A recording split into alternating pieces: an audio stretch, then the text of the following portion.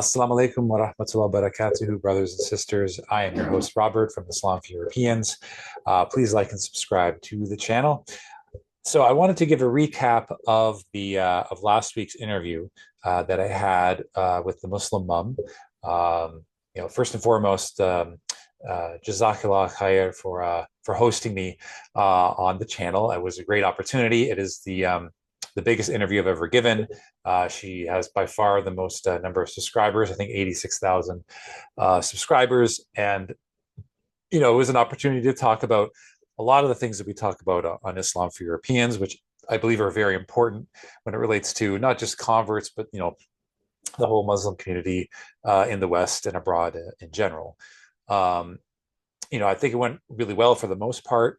I knew that I could only go so much in depth and not really get into a lot of controversial subjects. Having said that, I know that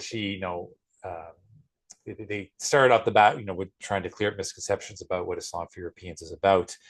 And then we got into a discussion about intercultural marriage, and I sort of went over the whole playing field without actually getting into what I thought about that.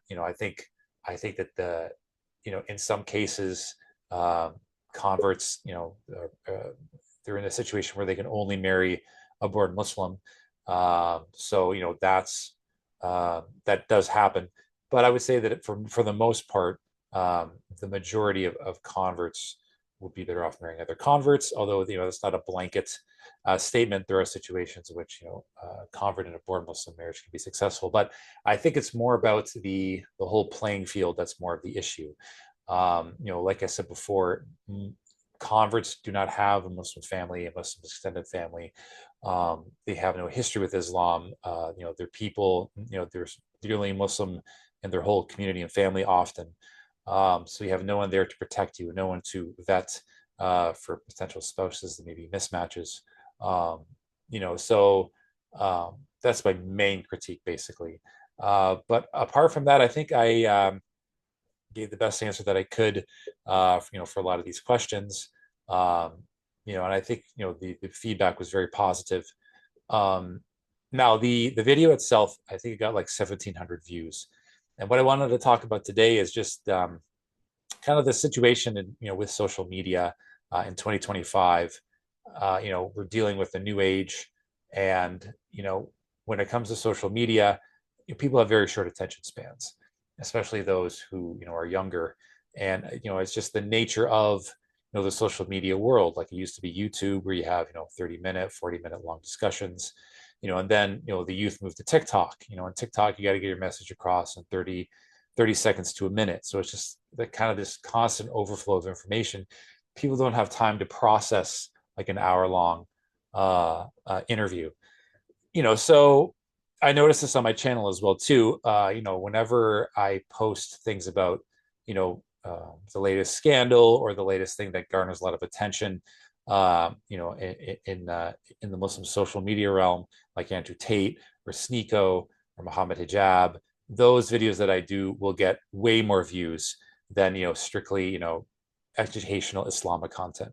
Like whenever I do my Sirah of the Prophet videos, I get really low numbers. Maybe more than 100, about 100 people will actually watch it, as opposed to say a video about Muhammad Hijab or Sneako, which will get 2,000 views.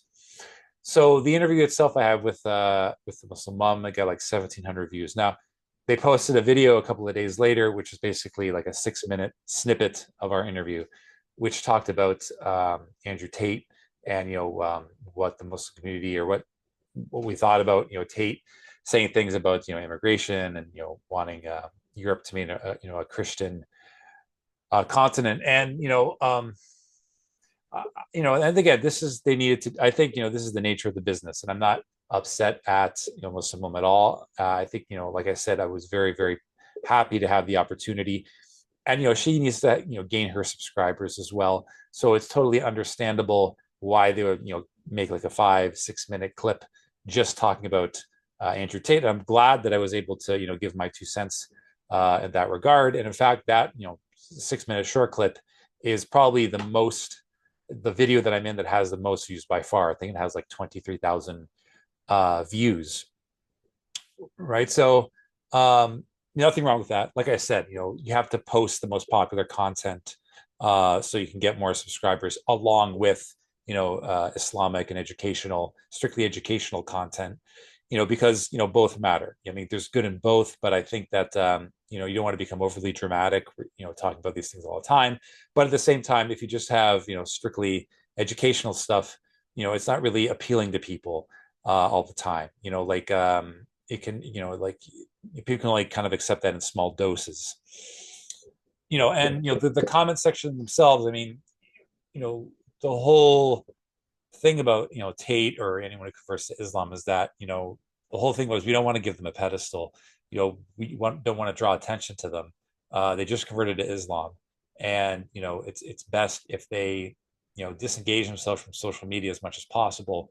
Um, learn the religion, in the best way, so that they could become good spokespeople for the huge audiences that they have. But the comment section, you see things are basically making takfir of him, like Takia Tate, and so on and so forth. And I'm against that too, as well. I mean, like converts, they're going to come from many different backgrounds and many different walks of life. They are going to say things that anger or perturb a lot of Muslims. It's just the nature of the beast.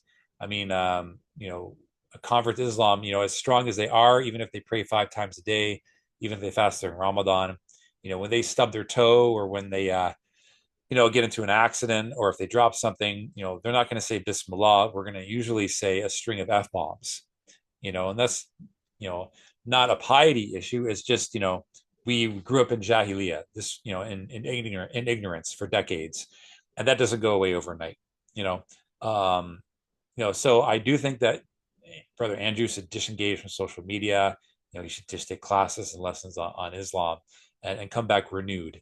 That's my sincere advice to him. But I'm not going to go on about that. I mean, we talked about so many important things on that podcast. And, the other thing is that, the short video that got 23,000 views about Tate, that may lead more people to watch, the full interview, because the topics I talked about were very important. I talked about, amortization of converts. I talked about, the difference between the anti-Islam right and the dissident right. I talked about what how a lot of problems converts face are, um, simply beyond the scope of mosques. I talked about, Muslim social media and so on and so forth. So, in conclusion, it's 2025, and you have to deal with the fact that people have shorter attention spans. Um, you're going to have to give your pitch to people in a minute or less, and that's tricky. When you're with a topic like Islam for Europeans, it could be very difficult to set up, an appropriate response, to take down any straw man arguments.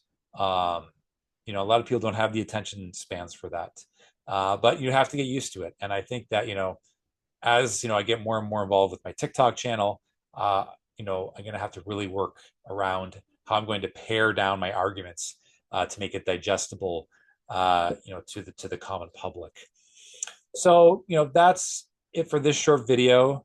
Like I said, nothing but thanks and praise for Muslim Mum, who, gave me the opportunity to have this wonderful hour-long interview. I hope more people see it. I'll drop the link in the chat. And like I said, I have no problems with them, posting, like snippets of our interview for, like, the whole Andrew Tate video. It's just, the nature of the beast. Like, my name wasn't mentioned or anything, but actually I prefer that. I mean, I kind of like want to keep a low profile. If people want to seek out, my videos and, get in detail about the things I want to talk about, they're more than welcome to. I just think that, most Muslims don't really want to delve into this realm of, convert related issues and issues related between Islam and the West, because, you know, Muslims are going through horrible tragedies right now, and they want something to feel positive about. And I think, when they see someone convert to Islam, they just want to be happy. They don't want to think about all of the problems that, converts are going to face. They don't want to think about, how to help them. And that's not their fault.